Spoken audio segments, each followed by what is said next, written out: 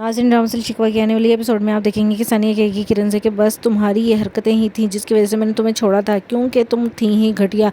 मुझे मालूम भी नहीं था कि तुम जैसी लड़की कितनी ज़्यादा मेरे लिए परेशानी का बायस बन सकती है। और आज देख लो, ज़रून की ज़िंदगी में शामिल होने के बाद तुम क्या समझ रही हो कि वो हमेशा के लिए तुम्हारा हो जाएगा? कभी भी नहीं। मैं तुम्हें कभी भी ज़रून का नहीं होने दूंगी और ना ही ज़रून तुम्हें अपनी ज़िंदगी में कबूल करेंगे, ये मेरा वादा है। जिस पे किरण कहती है कि बस कर दो, अब तो एक्सेप्ट कर लो कि हमारा रिश्ता बहुत ही मजबूत है और ये निकाह है, ये कोई आम चीज़ नहीं है जिसको तुम आसानी से तोड़ लोगी। और मियाँ बीवी के दरमियान में एक रिश्ता ही होता है जो कि मजबूती लाता है।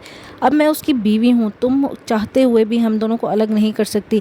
कुछ भी कर लो, लेकिन ये बात याद रखना, मैं अपना हक ज़रूर लेके रहूँगी और इससे ना तो तुम रोक सकती हो और ना ही मुझे कोई कोर्ट रोक सकती है। इसलिए बेहतर यही है कि अपने आप को इस चीज़ के लिए एडजस्ट करना सीख लो कि मैं अब वाकई ही तुम्हारी दोस्त नहीं बल्कि ज़रून की बीवी भी हूँ और मेरा भी तुम्हारे की तरह बराबर का हिस्सा है ज़रून में। इसलिए बेहतर यही है कि हम दोनों मिलकर रहें तो ज़्यादा ज़िंदगी आसानी से गुजर सकती है, क्योंकि हम दोनों पहले से एक दूसरे को अच्छे से जानते हैं। दूसरे सीन में आप देखेंगे कि सहीफ़ा कहेंगी सानिया के बाप से, देखा मैंने आपसे कहा था ना कि कुछ ना कुछ तो परेशानी है जो सानिया को उलझाए हुए है, जिसकी वजह से सानिया का चेहरा उतरा उतरा रह रहा था। लेकिन आप मेरी बात नहीं समझ रहे थे और मैंने आपसे कहा था कि सानिया को बिज़नेस की तरफ ना लेके आए, ये ना हो कि वो अपनी फैमिली को टाइम ना दे सके। और देख लें आज नतीजा क्या निकला, ज़रूर ने दूसरी शादी कर ली।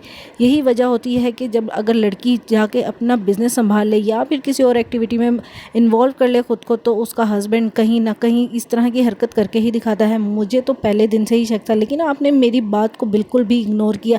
लेकिन आज ये देख लीजिए जो नतीजा है, बेचारी सानिया आज अपनी माँ की तरह बेबस है, जिस पर वो कहते हैं कि बस कर दो, तुम्हारी बातें मुझे बहुत ही ज़्यादा परेशान कर रही हैं। मुझे नहीं अंदाज़ा था कि ज़रूर इस तरह का लड़का निकलेगा।